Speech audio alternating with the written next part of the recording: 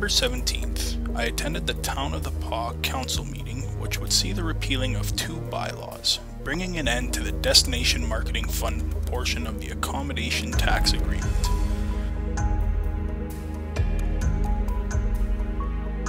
I was surprised that while so many people spoke out against this action by council, including resident Jordan Crost, I think that there are a few little things that could really clear this up. One thing that was mentioned was community enhancement. There's no definition of what community enhancement is.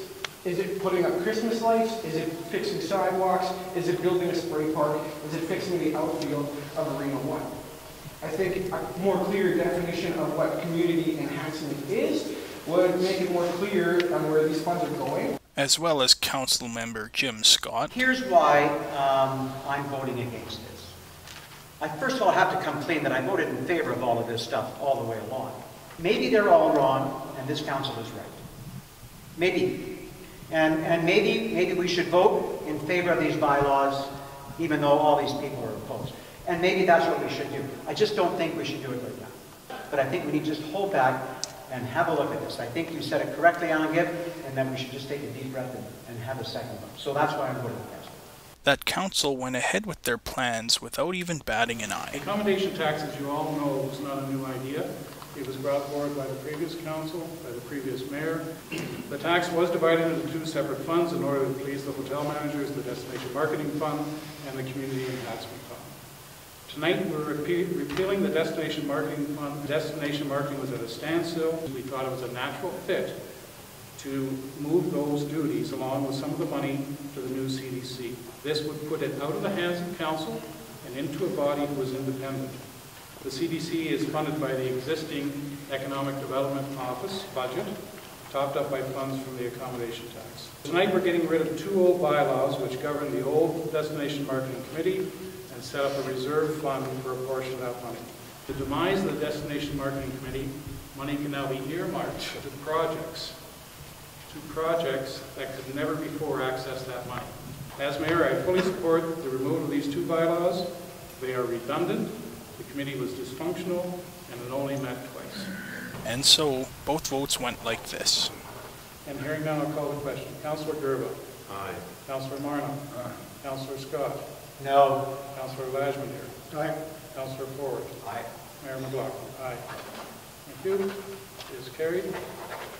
Crystal Moorish, who is running for council, had this to say. I'm mad. I'm mad. I think that they made the wrong decision. But hey, in a month and a half from now, we're going to have a new council, and it looked really easy for them to change the bylaw and make it to what they wanted. So maybe there'll be a new council in house that, you know, sees things our way, I guess, in the eyes of the community, and we can write our own bylaw. The next day, I met with mayoral candidate and current councillor Jim Scott.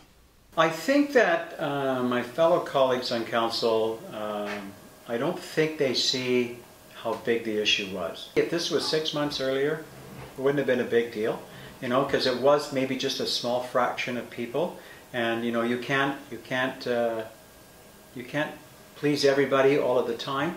But when a community bands together, it's important to listen to them. They cut off that Destination Marketing Committee, albeit it was dysfunctional, I know that, but that's fine. They cut off that committee, and now that pool of money, even though the mayor indicated this morning that he wasn't, but that's what's happening, is that money is then going to go to the Community Development Corporation to do with as they please. So now that money has an administrative cost attached to it that it didn't have before, and people are saying, you know what, that money could have gone elsewhere. They did not listen to the local people of the community. They did not listen to some experts in terms of the Manitoba Association of Hotel Owners. They didn't listen to the Manitoba Chamber of Commerce. They didn't listen to the Pond District Chamber of Commerce. The province of Manitoba said, go ahead with your 2nd and 3rd reading, but this will not receive ministerial approval unless it's endorsed by the new council. They went ahead and did it anyway. I think it's very important to have an accommodation fee. I think it's very important to have a community development corporation. I just think the way things are going about on this system is somewhat flawed and not well thought out. We have got to be able to balance the repair and renewal of our infrastructure with with recreational needs. Do we need a spray park? Yes. Do we need a bigger skate park? Yes. You know, do we need like a couple of ball diamond spray, maybe with some lights on them? Yes. That puts people in hotels. I don't think that you can expect the Town of the Pod to pay for the entire project. I don't think you should be looking at the Town of the Pod to pay for its operation.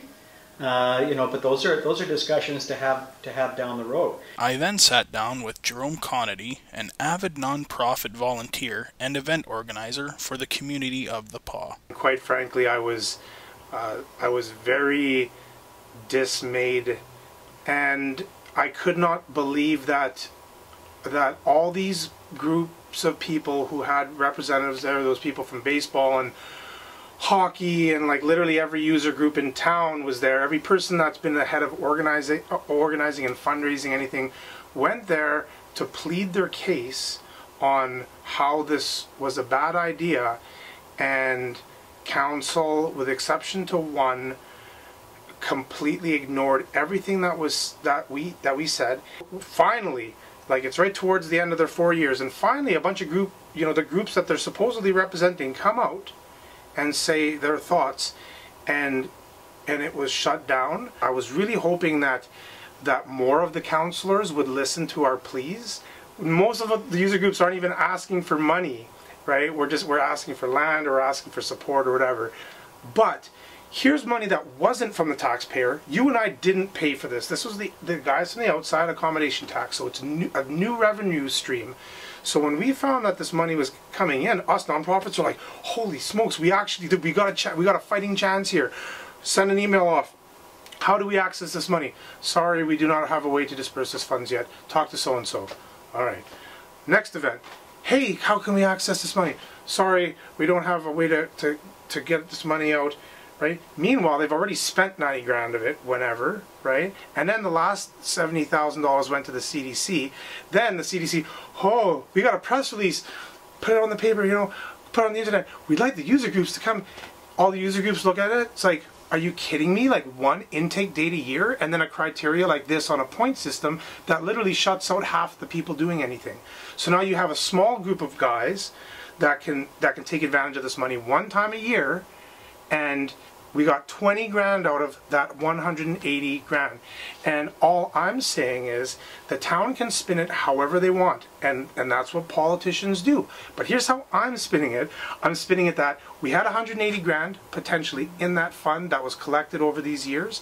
We only got 20 grand of it. There's 160 grand that could have went to hockey tournaments and baseball tournaments and whatever to keep people here. Now we've given it to a arm's length, right? Arm's length on paper, supposedly, although that could be argued as well because they're solely funded by the town. And that money, we have no idea where it goes now because it's arm's length. So they can be spending it on whatever they want. They could be hiring local consultant companies, they could be hiring local guys for contracts, and none of us really have to know about it because it's a private organization that holds it. Finally, I had asked Mayor McLaughlin to stop by to inform us as to why council did what they did. I really think that there's a lot of misunderstanding on what these bylaws were supposed to do and it never did. The destination marketing bylaw was the bylaw that split the accommodation tax. And it took that 50% in to advertise the PAW. The Destination Marketing Committee, that's the second bylaw, was the committee that was supposed to advise on how to spend that money. The committee never met, met twice in 2 years or something. As Jim Scott said, it was dysfunctional. They thought they were supposed to be a think tank. We thought they were supposed to be something else. The bylaw says that they were supposed to be something else, and it just didn't work. So I think there was a really big lack of communication. If you take a look now, what's happening is we've set up a community enhancement fund. So all that money goes into a community enhancement fund. And then what happens after that is up to council to decide. This is a municipal tax. And that's what council does, is administers municipal taxes. And we do that at budget time, through the budget. For some community groups, this is a really good thing. Because we could say, this year we have $60,000 in that fund that we're not going to be using for anything else. Let's put it towards this project or that project or wherever, you know. And so now we don't have to go to another committee for that. You know, the money is there, we can use it the way the council wants. So yeah, so you mentioned that last night, that by repealing the bylaws, that opens up funds for so many more organizations. Can you tell us what certain organizations you're referring to that didn't have access to that money before?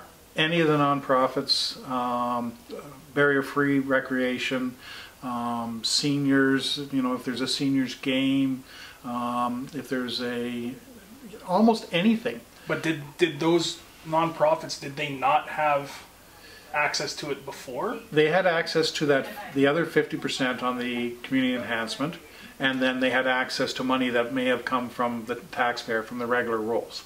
But this is another stream, you know, as was said last night, this is a new stream. And, you know, it's just, it's confusing to me why people have a hard time seeing that this is probably a really good thing.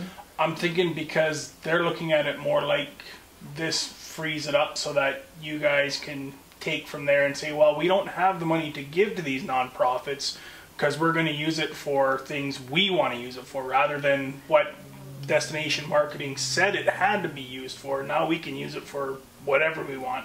So destination marketing said that it had to be used for getting heads into beds. Right. So selling more hotel rooms. Right. For local businesses. Which could be, I mean, organizing a baseball tournament, a hockey tournament. Advertising a baseball tournament. Yeah. Now, like it didn't have to be advertising, did it? Like it could be used to, to give a prize for the tournament or something. You know, or to better the baseball diamonds so that they could attract more tournaments and so on. Could it not? I haven't got the bylaws in front of me, and so I can't answer that for sure.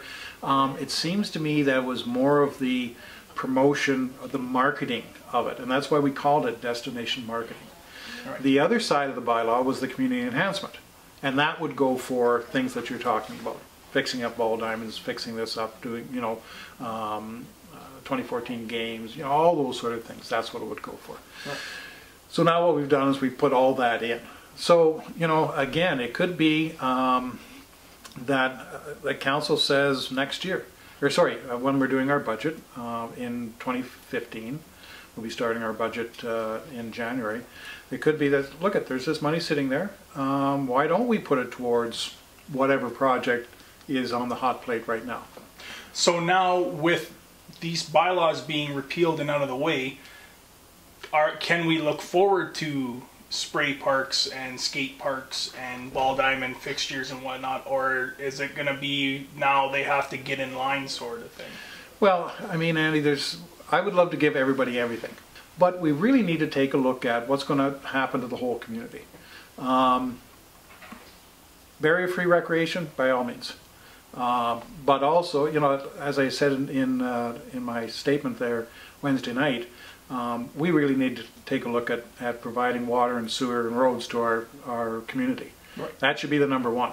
You can have all the greatest facilities. We've got a great wellness center over here.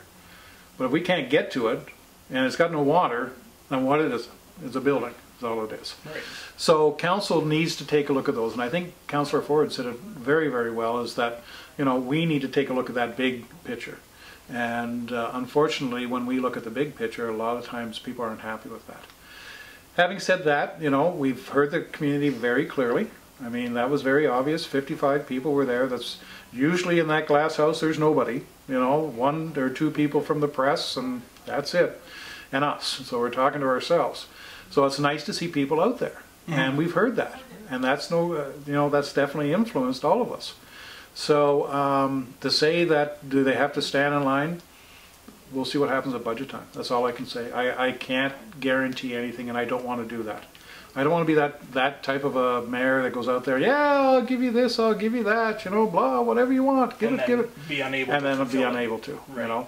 And I think that's what we've done all along. As I said, we'll try, we'll do the best we can, and if the money's not there, the money's not there. So, now what happens with the funds? All we can do is wait and see.